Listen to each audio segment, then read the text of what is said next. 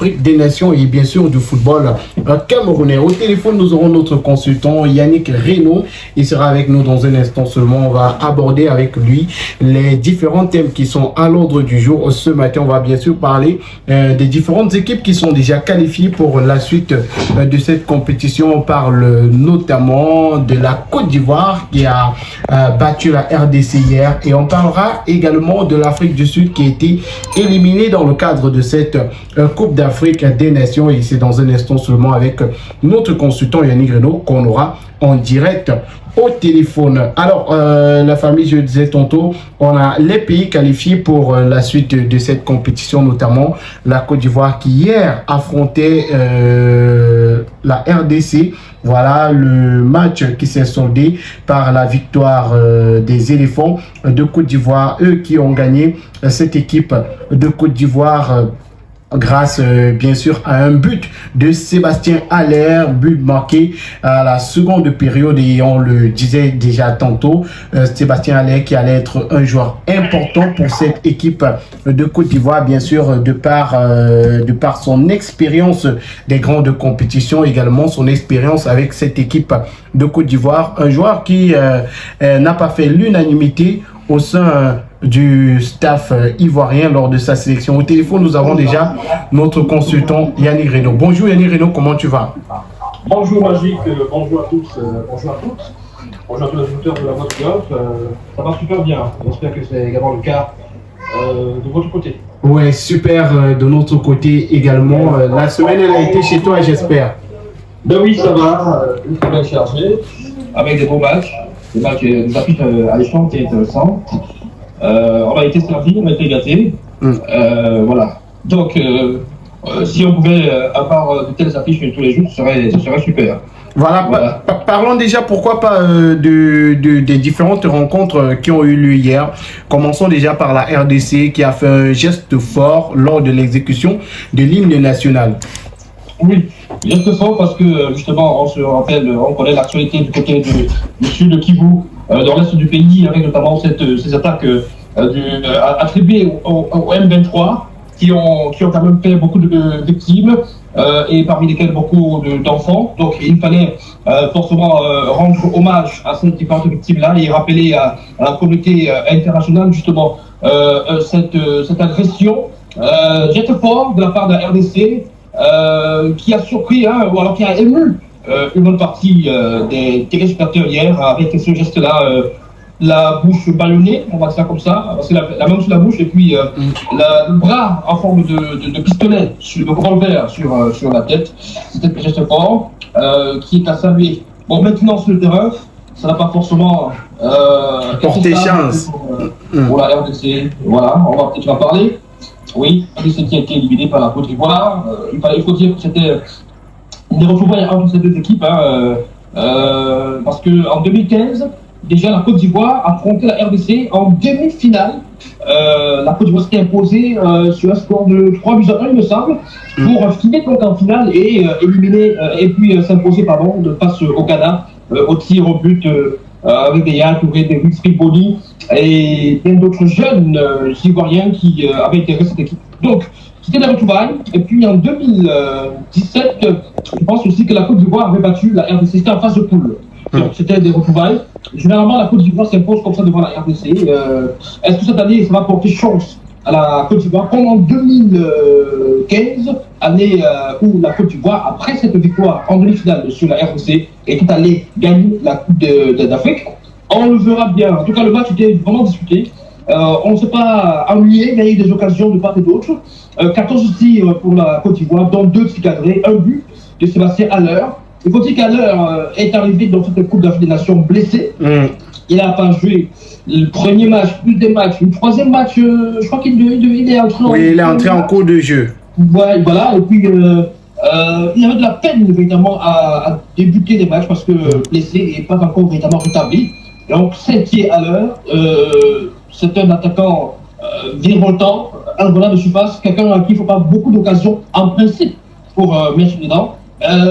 Il a un bon jeu de tête. Hier, on a constaté quand même qu'il a, et rappelez-vous un peu cette occasion, il met le ballon ce coup de tête de deux côtés, et Didier Drogba qui est sûr et qui est dans les gradins et qui s'enroule pratiquement, qui s'écroule, qui dit c'est pas possible, qui rate ça. Donc, il s'est rattrapé et il a marqué ce but qui a sauvé, qui a propulsé la Côte d'Ivoire en finale. Donc, il a été à l'heure, tout ce coup-là s'est battu à l'heure. C'est une très bonne chose. Bravo donc aux Ivoiriens qui ont dominé ce match, il faut le dire. 57% de possession, c'est bien. 2 tirs cadrés sur les 14 qu'ils ont eu. La RDC également a tenté des choses. 7 tirs, 2 tirs cadrés. Voilà, c'était un match équilibré. Bravo à la Côte d'Ivoire qui aurait pu peut-être mettre un deuxième but, tout comme ils auraient pu impulser un but et passer à un but partout. Heureusement, le gardien était vigilant parce que sur cette action, on a cru voir un hors-jeu. Il n'y avait pas de hors-jeu. Le gardien a bien fait de ne pas se négliger, de ne pas négliger l'action parce que quelqu'un d'autre aurait pu dire bon voilà, c'est peut-être un hors-jeu. Un hors-jeu, ouais. Et arrêter de jouer. Voilà. Donc, c'était un beau match qui a clôturé la soirée. Heureusement, on n'est pas allé au tir au but. Ça aurait allongé la soirée. Et la rendre un peu plus compliqué. Et tu parlais tout à l'heure de Didier Drogba, on a vu sa joie, lui qui a sauté comme un enfant de la selle qui vient d'avoir un bonbon dans tout le stade après la victoire des éléphants, les éléphants qui reviennent de l'enfer. Une autre équipe qui s'est qualifiée pour la suite de cette compétition, c'est le Nigeria qui a battu l'Afrique du Sud, mais dans la douleur. Oui, le Nigeria qui a battu l'Afrique du Sud dans la douleur. Alors, je vais dire quelque part hier, j'avais dans mon analyse quotidienne, écoutez, je voyais cette équipe d'Afrique du Sud piéger le Nigeria et la contraindre à aller au tir au but. Parce que en fait, l'Afrique du Sud a un jeu basé sur, comment dirais-je, la fermeture pratiquement du jeu adverse, c'est-à-dire qu'ils empêchent quelque part le jeu adverse. Et on l'a vu hier avec le Nigeria. Le Nigeria ne parvenait pas à développer son jeu. Bah oui, et l'Afrique du Sud a une belle défense aussi, et il faut le souligner, on ne le dit pas assez, mais à ce stade de la compétition, ces deux équipes sont les deux équipes qui ont le moins encaissé, de buts, parce que si vous regardez, l'Afrique du Sud, bon écoutez, ça fera 3 buts désormais. Et le Nigeria a 2 buts. Il y a eu 2 buts face au Mali, dans le jeu, et puis hier, donc, ce but, ce coup de pied arrêté sur pénalty. Le Nigeria, c'est 2 buts. n'avait encaissé qu'un seul but. C'était toujours la première journée. C'était face à la Guinée équatoriale. Donc, ça faisait que on avait face à face 2 défenses assez solides qu'il fallait déverrouiller. C'était pas évident. On a du côté du Nigeria la muraille de Lagos, comme je l'appelle souvent, Ekong, ce géant qui est infranchissable. À ses côtés, Ajayi et Bassé, c'est une muraille particulière, c'est un système de 3-4-3, difficile à pénétrer, difficile à briser. Et puis du côté de l'Afrique du Sud, on avait une défense pratiquement, ils jouaient pratiquement en 5-4-1, ils avaient fermé le derrière, donc c'était difficile. Mais il y a quand même eu des occasions, il y a eu des tirs, quand même. Il y a eu pratiquement 6 tirs cadrés de chaque côté, donc c'était un match vraiment qui allait dans tous les sens. Mais on a vu quand même que l'Afrique du Sud essayait de fermer depuis le côté, empêcher le jeu du Nigeria. Parce que hier, en plein temps par exemple, le Nigeria a apparu carrément méconnaissable. C'est-à-dire qu'on avait l'impression de ne pas avoir le même Nigeria face au Cameroun, face à l'Angola, et que c'est encore, face à la Côte d'Ivoire, face à la Guinée équatoriale, parce que le Nigeria quand même dominait la plupart de ces matchs-là, a multiplié les occasions, créé les occasions. Donc hier, c'était compliqué. Il a fallu attendre la deuxième mi-temps pour voir justement cette occasion justement de Osimhen qui est appelé et qui cause donc ce pénalty. Et ce qui est curieux quand même avec l'équipe du Nigeria, c'est que dans cette équipe, vous avez un attaquant de classe mondiale, Victor Osimhen, il crée l'espace. Il n'est pas venu apparemment pour comme objectif personnel de marquer des buts. Il est venu pour jouer pour l'équipe, jouer pour le collectif. Alors il a posé ce pénalty là. Et il n'a pas tiré. Et c'est la deuxième fois que je le vois faire ça. Et ça se ressent depuis le début de la compétition. Il ne cherche pas forcément à marquer, mais à ouvrir des espaces pour que les autres le font. On l'a vu contre le Cameroun. Ben oui, on l'a vu contre le Cameroun. Avec cette Lookman, voilà. Donc, c'est plutôt impressionnant. C'est que, par moment, pour réussir cet objectif collectif, il faut parfois laisser de côté les objectifs individuels, personnels. C'est-à-dire que pour le bien du collectif, pour le bien du groupe, Victor Osimhen, quand on parle du penalty au Nigeria, il se met à l'écart.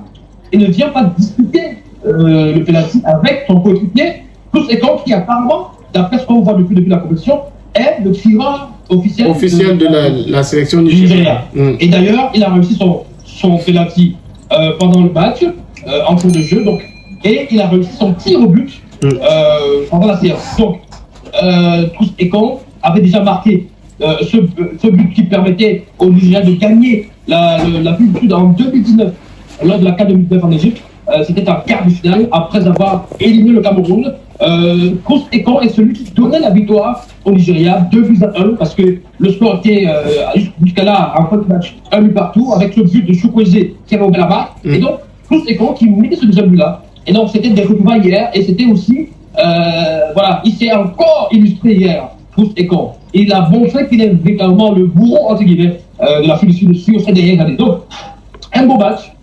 Hugo Broos a failli y arriver, encore, avec une bande de joueurs méconnus, entre guillemets, pas des stars. En 2017, on parlait de no-name, quand on évoquait les Lions. Les Lions alimentaires, ouais. Qui allait au Gabon. Voilà, il a failli encore y arriver. 8 joueurs qui évoluent dans les championnats locaux en Afrique du Sud et sur le sol le continent africain. C'est la plupart des joueurs, c'est Orlando Pirates, c'est Mamelodi Sundowns comme le gardien de but. Voilà. Rodwell Williams. C'est des joueurs locaux, il y avait une certaine osmose, une certaine fluidité dans le jeu. Il y a des joueurs parmi ces gars qui évoluent ensemble. Je pense que la défense, pratiquement. Oui, la défense, du gardien jusqu'à toute la défense, ce sont les joueurs de Mamelodi Sundowns. Bah oui, voilà, et avec le gardien également. Donc vous voyez que ça peut créer des automatismes. C'est ce qu'on réclame en fait quand on demande, par exemple à Rigobertson, quand il parle de reconstruction, on lui dit, ta reconstruction, eh ben, c'est un bon projet, mais ne s'appuie pas sur quelque chose de palpable, de clair, parce que voilà des gars qui évoluent par exemple ensemble depuis pas mal d'années. Ils sont même en club ensemble. C'est-à-dire qu'il il faut arriver à créer cette fluidité, à créer cette homogénéité, à créer cette complicité avec des automatismes chez les joueurs quand on parle de reconstruction. Donc voilà, un bon match qui nous a conduit aussi au but, comme on s'y attendait. Eh bien oui, l'Afrique du Sud, à ce jeu, pensait pouvoir damer le pion au Nigeria. Mais écoutez, on s'est rendu compte que le gardien nigérien n'est pas mal non plus. Nwabali Stanley. Il n'est pas qu'un pot de fleurs qui est là pour décorer les cages du Nigeria, parce que depuis le début de la compétition, il n'avait pas encore affaire à autant de tirs et autant de dangers. Parce qu'il faut dire quand même que jusqu'à hier, le Nigérien avait subi que 11 tirs cadrés. Toute la compétition. 11 tirs cadrés. Mais en un seul match, il a pris 6 tirs cadrés. Et il a failli encaisser. Il a failli. Rappelez-vous l'action à la fin du match. À la fin des 90e, des 90 minutes. Il y a eu cette action, il y a ce coup franc. Il repousse le coup franc, il repousse le ballon. Et mais derrière, l'attaquant sud-africain, il met le ballon au-dessus de la base avec la. C'était vraiment une chance émue pour le Nigeria. On a vu pas surprise dedans, heureusement. Donc, à ce jeu de tir au but, malheureusement, hier, Williams n'a pas brillé. Curieusement, le Nigeria avait un mental d'enfer. Donc, il faut louer ça également. C'est-à-dire que quand les gars vont en compétition, ils vont comme des guerriers, ils ne sont pas déstabilisés. On aurait cru que les tirs au but auraient déstabilisé le Nigeria, qu'ils auraient eu peur, par exemple, la crainte d'affronter Williams. Non, que non. Ils s'en sont bien sortis. Donc, bravo au Nigeria. Je disais hier aussi que le vainqueur de ce match, Nigeria Afrique du Sud, pourrait être le vainqueur de la finale. Mais bon, la Côte d'Ivoire quand même propose quelque chose depuis quelques matchs. Quelque chose de différent et de solide. Donc, finalement, je ne sais plus trop. Donc, dans tous les cas, demain, on va analyser cette finale de Coupe d'Afrique des Nations 2023 qui se joue en Côte d'Ivoire. Et on le disait, la finale, c'est Côte d'Ivoire-Nigeria.